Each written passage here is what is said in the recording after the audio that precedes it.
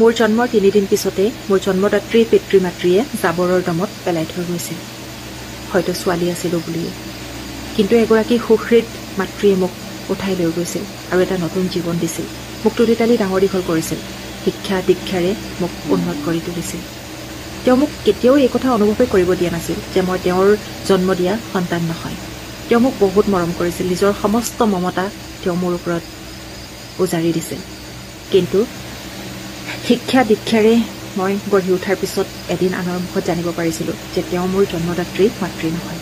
নাজানো কিয় তেওঁ ইমান মৰম কৰাৰ পিছতো সেই দিন ধৰি সেই মানুহগৰাকীৰ প্ৰতি মোৰ কিবা আপোন ভাৱটো নোহোৱা হৈ গৈছিল আৰু তেওঁ কৰা শাসন মৰম চেনেহ প্ৰত্যেকটো বস্তু কিবা বান্ধোন যেন অনুভৱ হৈছিল। যেতিয়া মই ডাঙৰ হৈ আহিছিলোঁ মোৰ দুজনকৈ প্ৰেমিক গঢ়ি উঠিছিল। সেই কথাত তেওঁৰ বহুত আপত্তি আছিল। মোৰ তেওঁৰ ওপৰত তিল তিলকৈ খং উঠিবলৈ আৰম্ভ কৰিছিল।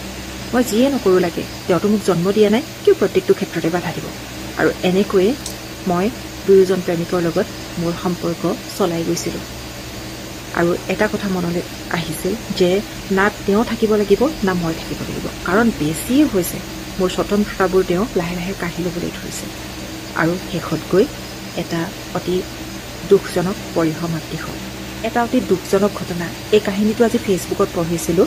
আচলতে এগৰাকী মহিলাই এদিন ৰাস্তাইদি গৈ থাকোঁতে জন্ম হোৱা 3 দিনৰ পিছত পেলাই থৈ যোৱা এটি দেৱ শিশু মানে কন্যা শিশুক ৰাস্তাত পাই নিজৰ লগত লৈ গৈছিল আৰু তুলি কালি বৰ মৰমেৰে সম্পূৰ্ণ মাতৃৰ মমতাৰে ডাঙৰ দীঘল কৰিছিল।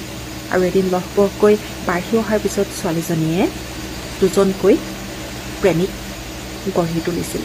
আৰু সেই প্ৰেমিক দুজনৰ লগত সম্পৰ্কত থকাৰ কাৰণে হয়তো মাকে তাইক বাধা দিছিল কিবা ক্ষেত্ৰত, আৰু সেইকাৰণে খঙৰ ভমকতেই হওক বা যিকোনো কাৰণতে হওক এদিন মাতৃগৰাকীক হত্যা কৰিছিল দুই প্ৰেমিকৰ সৈতে লগ খাই।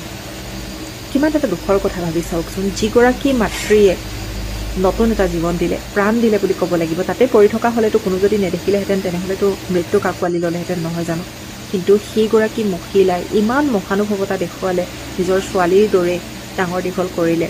আচলতে ছোৱালীৰ দৰে নহয়, নিজৰ ছোৱালী বুলি ডাঙৰ দীঘল কৰিলে, নিজৰ জীৱনটো তাইৰ বাবে উচৰ্গা কৰি দিলে। কিন্তু তৎসত্ত্বেও মূল্য নুবুজিলে, হত্যা কৰিলে তেওঁ। কি লাভ হ'ল? এটা কথা মানুহে কয় যে একেবাৰে সঁচা কথা, গাখীৰ খুৱাই সাপ পোহা বুলি কয় যে, সঁচা কথা কিন্তু দেই।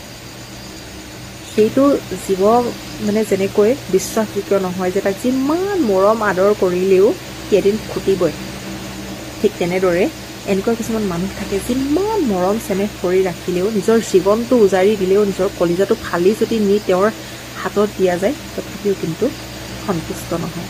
তেনেকুৱা কিছুমান মানুহ থাকে আৰু সেই ছোৱালীজনীয়ে উদাহৰণ। এই যে কয় যে উপকাৰী অজগৰে খাই পাত ফলা বুলি কয় যে, তেনেকুৱা মানুহ।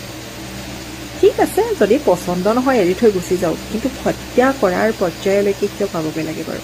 এই কথাখিনি আচলতে বহুত আঘাত দিয়ে। মানুহ ইমান নিকৃষ্ট, ইমান নিষ্ঠুৰ কেনেকুৱা হ'ব পাৰে, নহয় জানো? বেয়া লাগিলে ঘটনাটো।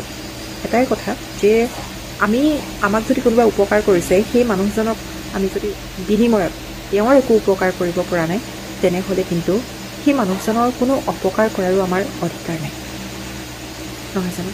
সেয়েহে কৈছোঁ, কোনোবাই যদি আপোনাক মূল্য দিছে, গুৰুত্ব দিছে, কোনোবাই মৰম দিছে, সেইখিনিক আপুনি মূল্য দিয়ক, গুৰুত্ব দিয়ক। কাৰণ সেইখন সৌভাগ্য থাকে মানুহৰ যে আপোনাক ভাল পোৱা মানুহ এইখন পৃথিৱীত পাইছে, যিখন পৃথিৱীত কেৱল স্বাৰ্থৰ বাবে মানুহে কাম কৰে। এনেকুৱা নিস্বাৰ্থ যদি ভাল পোৱা ক'ৰবাত পাইছে, সেইখিনিক আপুনি কাজলি পাতি সামৰি ৰাখক।